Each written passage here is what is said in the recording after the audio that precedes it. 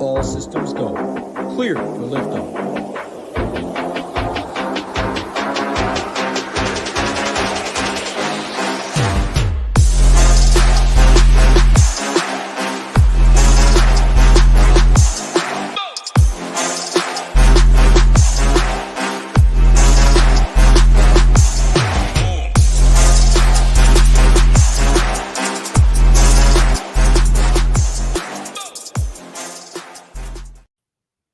What is going on to the Mayo Media Network? We're back, Friday edition of the NBA Breakdown here.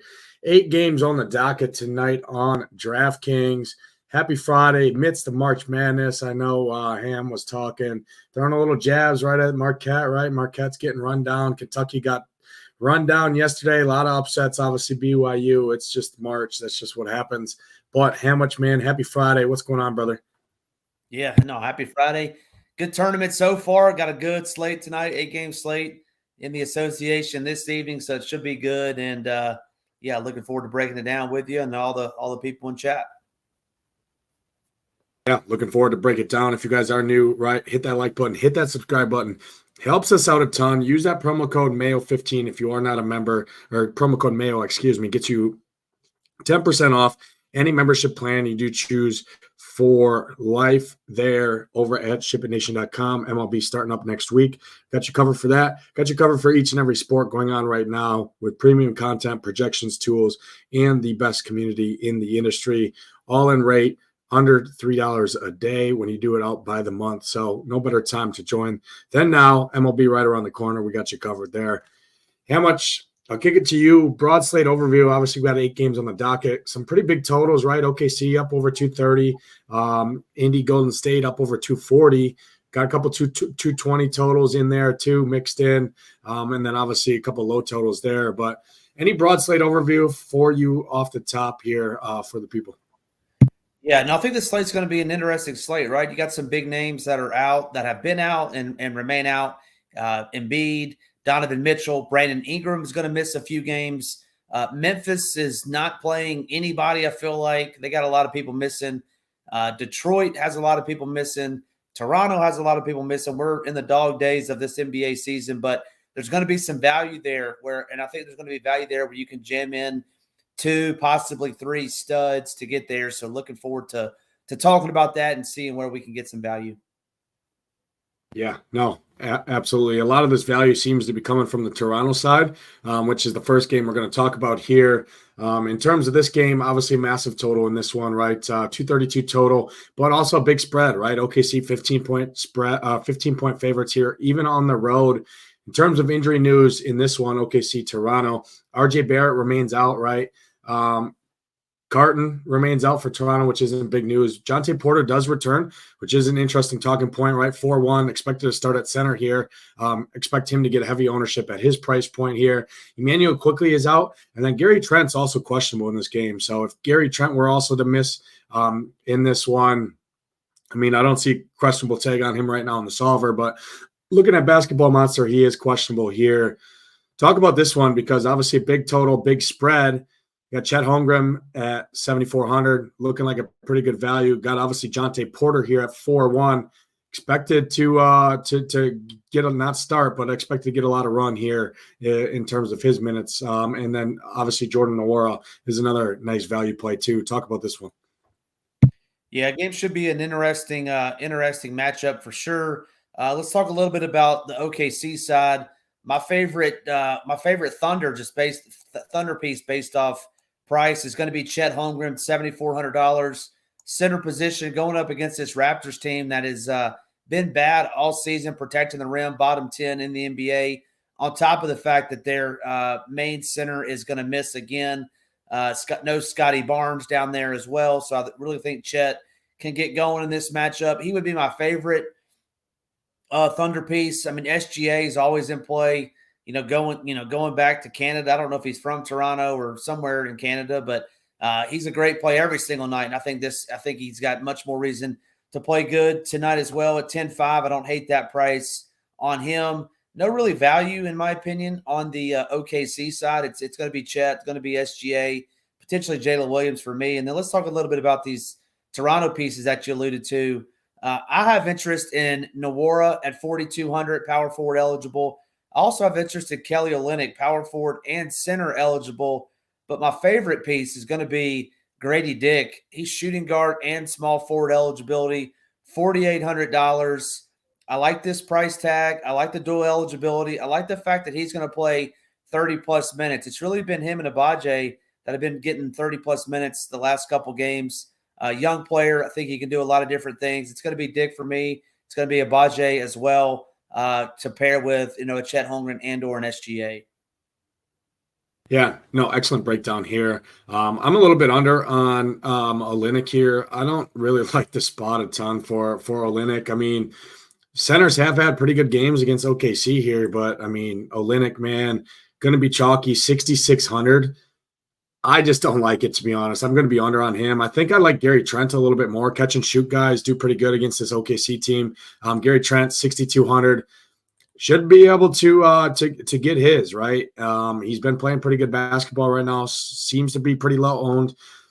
It's going to be tough for Toronto to keep this game close. But one thing I know is Gary Trent's going to chuck the basketball, take 15 to 20 shots, double-digit three-point attempts. And if by any means this game does stay close, it's got to be on the back of, you would think, Gary Trent hitting his shots. Don't mind the Grady Dick call. I think that's an all right call there.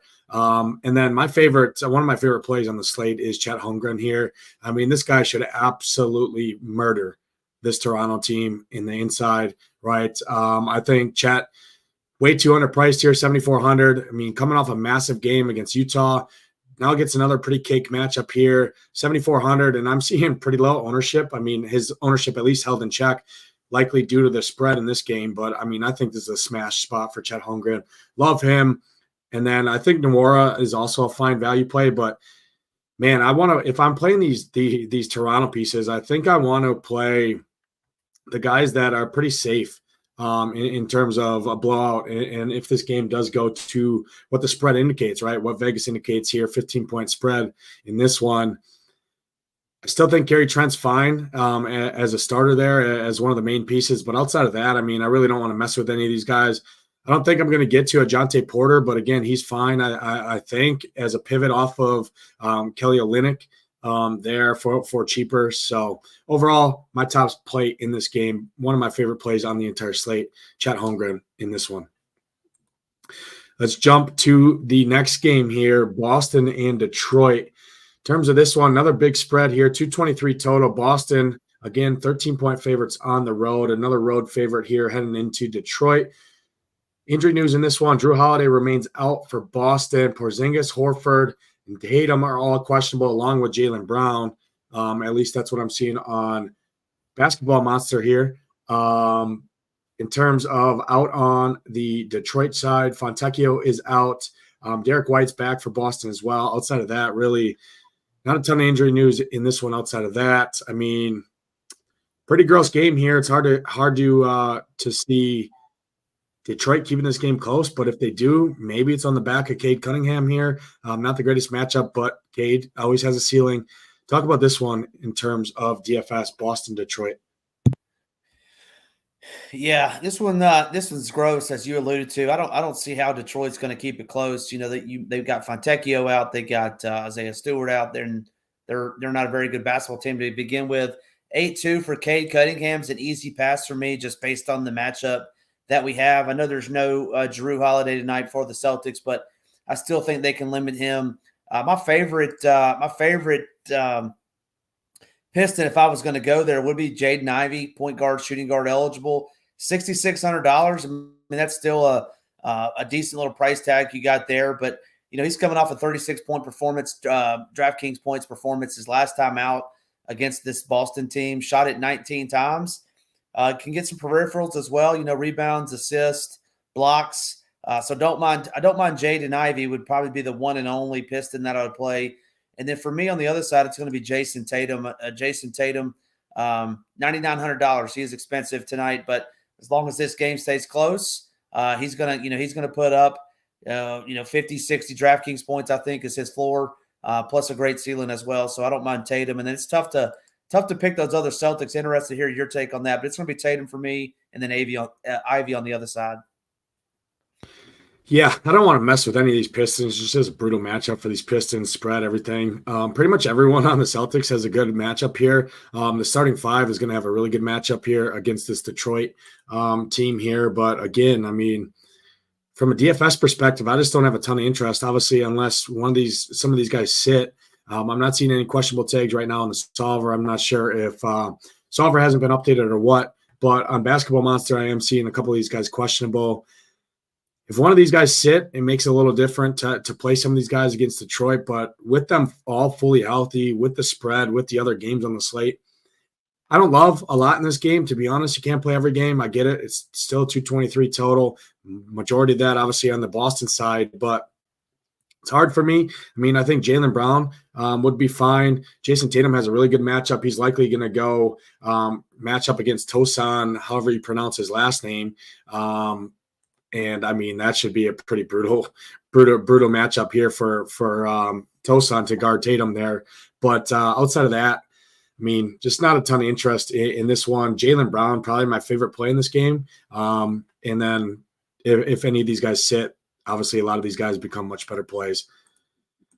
Jump to the next game here. We have Memphis, San Antonio. Those are the first two games locking at 6 p.m. These next three games we're going to talk about all lock an hour after that. Obviously, there is late swap today. They're not doing the no late swap thing like they did the last two Fridays. So that's one thing that has changed today. But in this one, Memphis, San Antonio, 217 total. San Antonio 6-point favorites here. Injury news in this one. Let me pull it up. Desmond Bane, doubtful in this one. Clark remains out for Memphis. Luke Kennard remains out for Memphis. Jaren Jackson Jr. is back for Memphis, so they do get him back. Conchar, LeRae for Memphis. Obviously, Smart remains out as well for Memphis. Vince Williams also doubtful here. On the Spurs side, basically fully healthy here. I think this game gets a decent amount of ownership from DFS perspectives, right? Guys like Victor Wembanyama, Gregory Gigi Jackson going to get some ownership. It does look like Trey Jones, Devin Vassell. Break this one down. San Antonio, Memphis, where are you going? Obviously, Memphis getting a little bit healthier, but still pretty shorthanded overall. Memphis, San Antonio, where are you going here?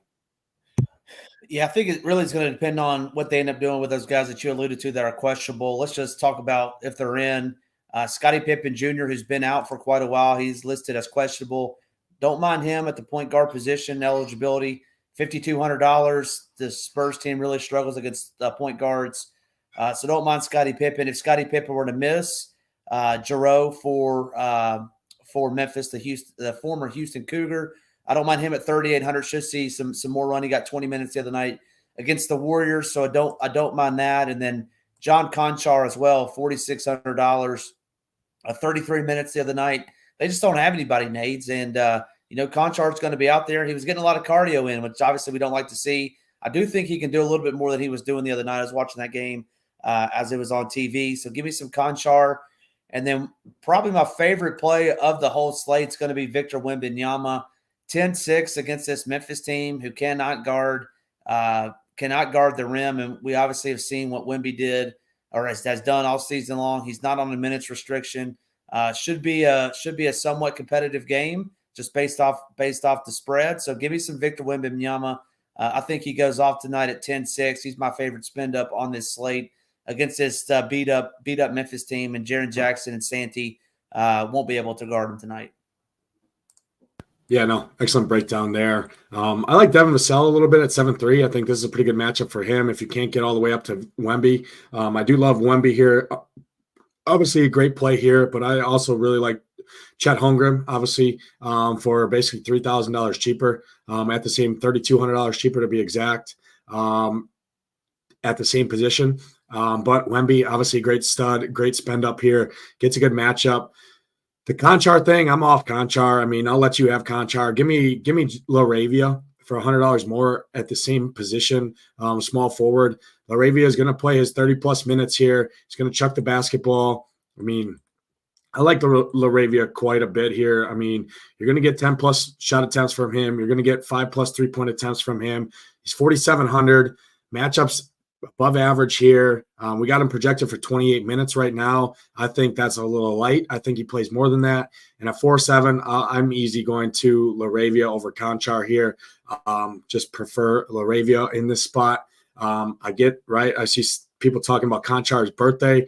I mean, he's not blowing out any candles tonight against San Antonio here on his birthday. So if you want to play him for a little added birthday narrative, sure, you can play him 4,600. Don't think it's the craziest play, but I just like LaRavia more at the same position. So I like that. I think Gigi Jackson's a pretty solid play here at 6,200 as well. He is going to get quite a bit of ownership here, but I do think he's still fine, still solid. My favorite plays in this game, Vassell, LaRavia, and then Victor, and then Gigi is kind of how I'm looking at that game from a DFS perspective. That's my guy, Sean V, man. Don't be raining on Sean V's parade. We're going Conchar birthday narrative. You're shitting on Conchar Newens. It must be a Wisconsin thing. I thought he's from Wisconsin. I thought he's one of y'all's sons. Is he not? No. Conchar, I don't know where these guys go to school. I don't follow it all that close, man. I'm not in the weeds like some of these people. I just look at numbers and I just watch some of the games and just see it. But I mean, if you went to Wisconsin, good for him. I'll still take LaRavia straight up for Conchar. I mean, we could throw a lunch bet on it if you want. Give me LaRavia over Conchar tonight. Fantasy points. If you want to throw a little lunch bet, it'll be a fun little banter for a Monday show there. So give me LaRavia over Conchar. Let's address our guy Newens here, my fellow Wisconsinite buddy here. Any love for 3.7 Me Too in that last game that we talked about for Boston and Detroit? Obviously, he'd get the blowout run too, likely at 3-7. Did get up to 22 minutes last game. Personally, I don't love it, but I mean, big spread. He could get extra run here in the fourth quarter. What's your take on him? You can play him at power forward, so adjust that. Yeah, I was thinking about that. I don't think so for me. When they picked this guy up off the street last week, they inserted him, obviously, like I said earlier, Stewart's out for the season. They got tons of injuries. They're not very good. They may give him a look, but not for me tonight. I'm just not going to Metu, some guy they picked up off the streets last week. More of a wait-and-see approach for me. Yeah, I kind of agree. I think in MMEs he's fine, but 1 to 3 teams – 5 max, whatever, single entry stuff, I don't think I can get to Me Too. But, hey, if you have a lean on Me Too, Newens, obviously your sharp player, go ahead. I mean, he's going to get the blowout run, I would assume, if the spread goes to what Vegas is indicating here. So could see him get mid-20s minutes again and potentially more, obviously, depending on what the game looks like. But if the game stays close, I don't think he gets a ton of minutes, to be honest with you, if for some reason the game does stay close. All right, let's jump into the next game here. Another game locking at 8 p.m. Eastern time. It's the New Orleans Pelicans here, Miami Heat, 210 total. Second lowest total on the entire slate, but a close spread here. Pelicans are Miami 3-point favorites here in this one.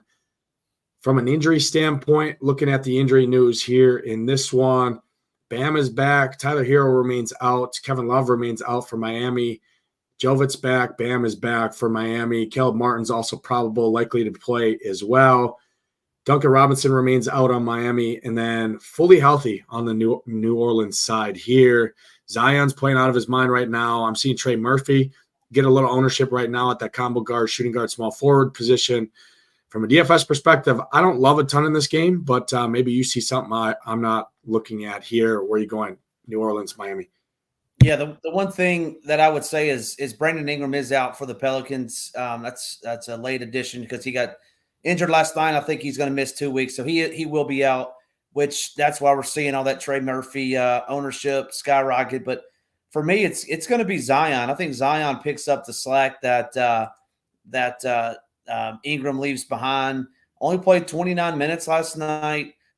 Second night of a back-to-back, but at 8,800, I like Zion. I like this matchup that he has against this team. And then on the other side, I don't really like anybody on this Heat team. I don't feel like I ever like anybody on the Heat unless they have a bunch of injuries. They just play so slow. But give me some Zion, and that would do it. Maybe some Trey Murphy just because he should see some elevated minutes. Obviously, more shots going around. But it's Zion or bust for me, really, in this game. Yeah, I don't love this game. I think Jimmy Butler is a contrarian spend at that in that 8K range at small forward. I think he's a solid option. You can play Jimmy any slate coming off a good game, right? Where he took it to Cleveland a little bit. Not the greatest matchup, still did good, right? Scored 30 real life, 50 DraftKings points. I think he's fine. Zion, I think he's fine. Zion's just playing out of his mind right now. Did have a letdown last game against Orlando, but again, that's a tough matchup here. Still not the greatest matchup inside going up against Bam.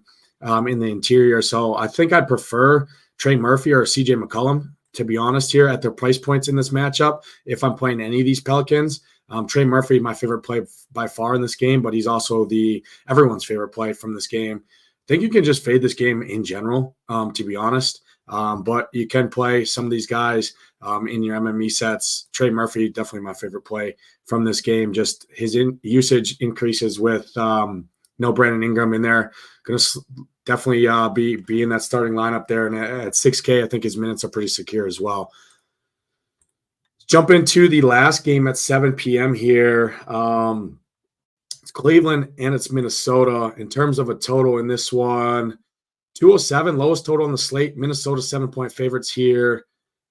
In terms of injury news, let me pull it up here. So Mobley's out, Struss is out, Dean Wade's out for Cleveland. On the Minnesota side, Ant is questionable. Gobert and Naz Reid are also questionable as well. And Edwards at 9,700. I see some people talking about favorite stud on the slate. He's playing out of his mind right now. Hasn't scored under 50 DraftKings points since back early March. Talk about Ant, talk about Gobert, Anderson, any of these guys that you're interested in. Karis LeVert on the other side, right? Obviously with no Donovan Mitchell, but I do think these Cleveland pieces and prices have adjusted correctly. Obviously, it's a brutal matchup against Minnesota, going into Minnesota, to the slower paced, good defensive teams here. From a DFS perspective, not a great game overall, but maybe you see something here that you can pull. Yeah, just looking at it, I mean, this is one of those games that's going to be tough. And yeah, I agree with the chat in the sense that it's Anthony Edwards, $9,700. I mean, obviously that's doesn't take too much, but yeah, I think he's a great play. I think that's a great price on him. They don't really have anybody, in my opinion, that's going to stick with him.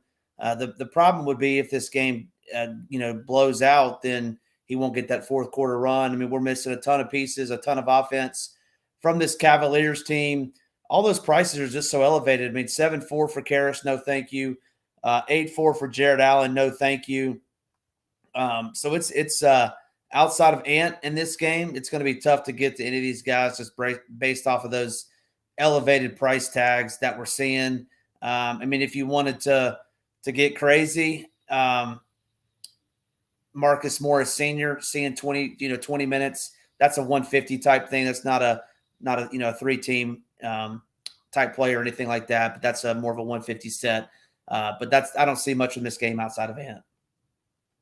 Yeah, Ant does have a pretty tough matchup. If anyone were to contain him here, Okoro, pretty solid defender, likely going to be glued to Ant Edwards here. Maybe he slows him down a little bit.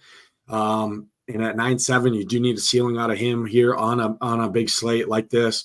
Karis LeVert doesn't have a great matchup, but the role is just incredible right now for Karis LeVert. So if you want to pull someone here, I think Karis LeVert would be my favorite guy on Cleveland, or then jumping into a guy like Niang, right, whose minutes are pretty safe right now. It's pretty gross saying that, but I mean, he's pretty set in stone for 30-plus minutes here. 4-6. He's going to take his – I mean, he's been shooting the ball. He's been firing up threes. If he's making them, he's going to keep chucking. So don't hate on Niang or a guy like Okoro just because Okoro is going to be thrusting into a bunch of minutes to contain and Edwards the best he can. So either of those guys in that mid-tier I think are fine. Karis LeVert. I'm a little under on Ant Edwards here, but I get the reasoning. I mean, he's playing great basketball right now. It's just I like other spends on the slate more that I already talked about. So not for me, but that's the last game at the 7 p.m., 8 p.m. Eastern time window. These next two games we're going to talk about, Locke, combined 2 hours after that, those first 5 games. The next one here, LAC, Portland, in terms of the total here, 217 total, another big spread. Clippers 13-point favorites here. on the road. Injury news in this one for Clippers and Portland. Terrence Mann, questionable. Powell, questionable.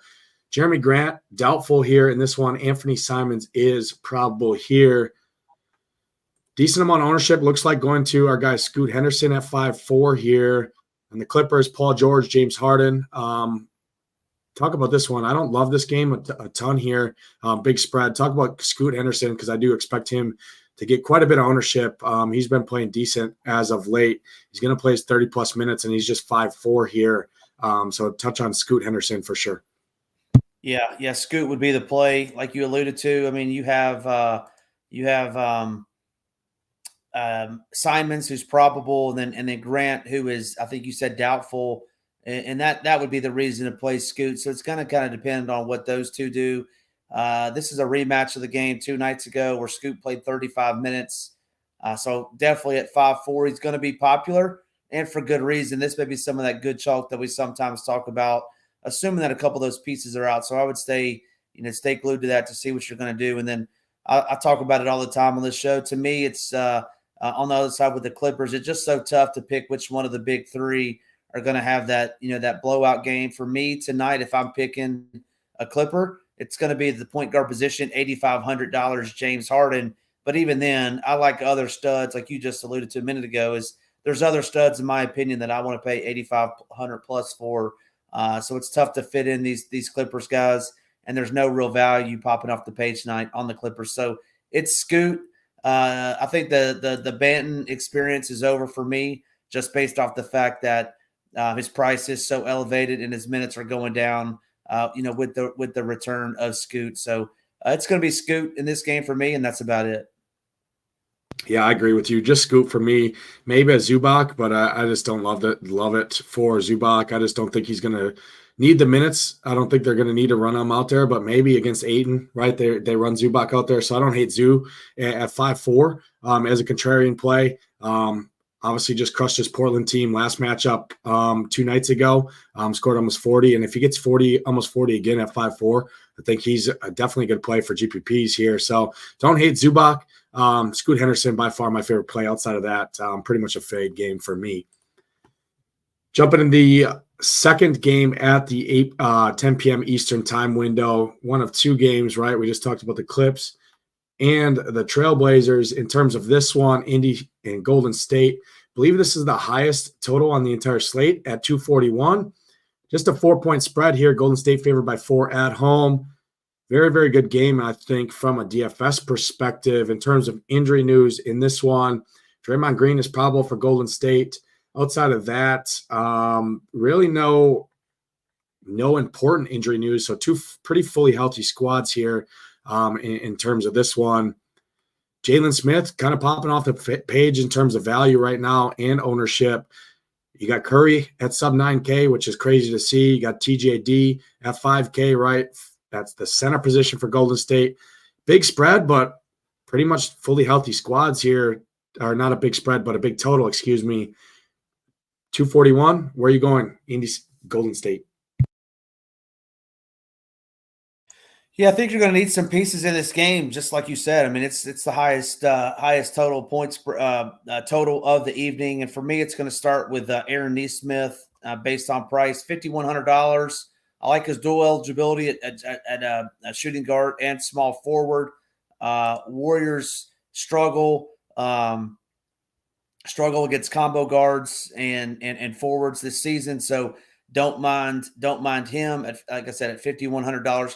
He would be my favorite pacer. Another pacer I have some interest in, we'll kind of see how it shakes out, is going to be Tyrese Halliburton. I think this is the type of game that Tyrese thrives in, up-tempo game, playing against, Steph Curry. I think Tyrese comes out, pays off that tag at 9,000. We'll see how much of him I get tonight, but certainly don't mind Tyrese Halliburton in this game. And then on the flip side of it, you can play a variety of these guys, but for me, Tracy Jackson Davis, $5,000, center eligible. He just does so many things. Very efficient around the rim. Most of his shots are going to be around the rim, layups, dunks, type of thing. And if we can get some, a double-double out of him, or double-double with some assists, I think he can pay that off easily. And he does have a pretty good matchup tonight. So give me some Trace Jackson Davis tonight at $5,000 at the center position. No, great breakdown here. I like Nesmith a lot here at 5'1", like you said. Shooting guard, small forward, eligibility is nice.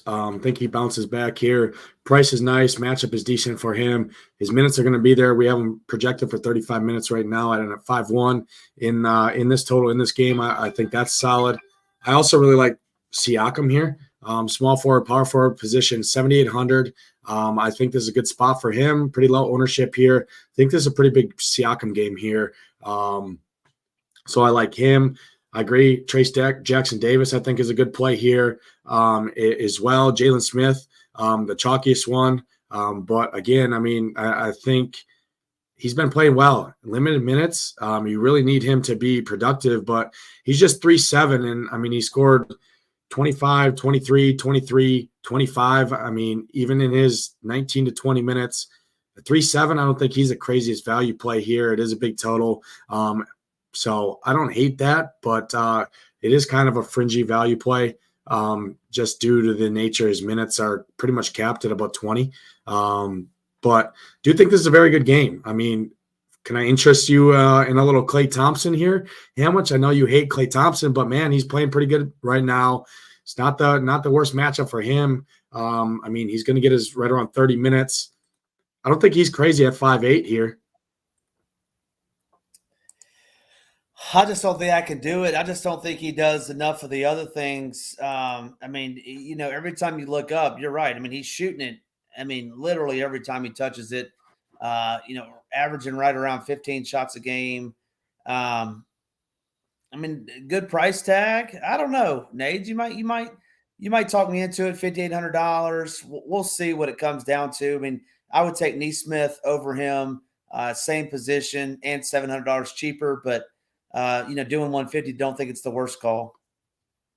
Yeah, I mean, it's a tough matchup for him, but I mean, he's chucking it. I mean, Pacers are pretty good at catch and shoot, which is obviously what Klay Thompson does, sits on the wing, catch and shoot 3-pointers. But at 5'8", I mean, I don't think it's the craziest play. Not the best matchup by far, but I just thought I'd give it a shout.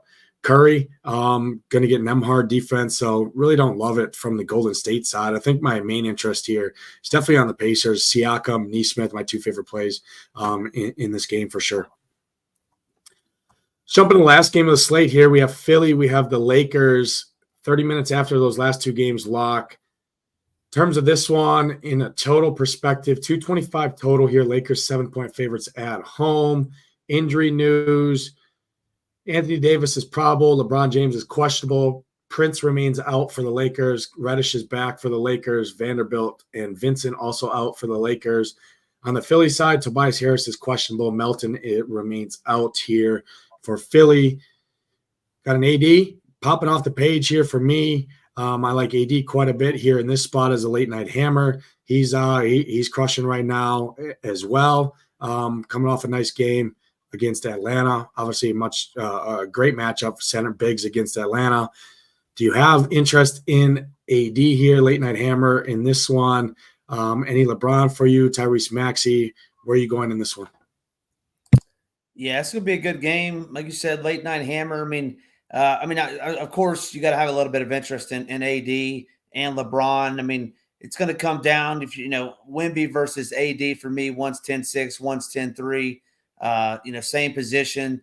I think both in great matchups. I think Wemby's got a little bit better matchup, a little bit higher ceiling as well, just based on the fact that his team's not as strong, doesn't have as many options. But, two of the lower-owned guys that I want to touch on for the Lakers that I have interest in are going to be these guards, D'Lo, D'Angelo Russell, Austin Reeves, $7,300, $7,100 respectively. I certainly want a piece of this game, and I think this is a way to get a piece of that game and not going into the 10K range with LeBron or AD. So I'm certainly fine with either one of those. I would do max one of those with D'Lo or Austin Reeves, really like that. On the other side, on the 76ers side, they've struggled all season long with point guards and combo guards. So what does that mean? So that means give me some Tyrese Maxey, who, $8,700 elevated price tag, should see right around 35 plus minutes. He's going to shoot it. He's a big piece of their action. And then The other one that I like, $4,900, Buddy Hield, should see a lot of catch and shoot opportunities. Hasn't been playing a whole lot, but I think that could change tonight just based on how this game's going to get played out. So it would be the guards for me, D'Lo and Reeves, and then Hield and Maxey on the other side. Yeah, no, I like Maxey a little bit here too. AD, I prefer AD to Wemby. I see that question in the chat, Richie. It's an AD spot for me. AD been off since Monday. Coming here, I mean, Lakers got to start winning games down the stretch. I think this is, I mean, all the talk is on LeBron for good reason, right? LeBron's been absolutely crushing, taking a lot of the ball handling duties, a lot of the shots. So that hurts guys like D-Russ and Reeves a little bit. I don't think D-Russ is a terrible play, but with LeBron doing so much of the ball handling, taking so many of the touches, it's just hard for me to get to these other shooters. AD, my favorite play by far in this game. I love AD, one of my favorite studs my favorite stud actually on the whole slate here. I really like going AD and Chet tonight, kind of starting my teams there. I like that. I think my other favorite, my other play in this game would be in the mid tier, Rui Hachimura here at power forward center. He's got Coach Speak on his side here. They need Rui to be more aggressive here. He's going to get his minutes, his 30-plus minutes here. He's taking double-digit shot attempts, and the coach speak here.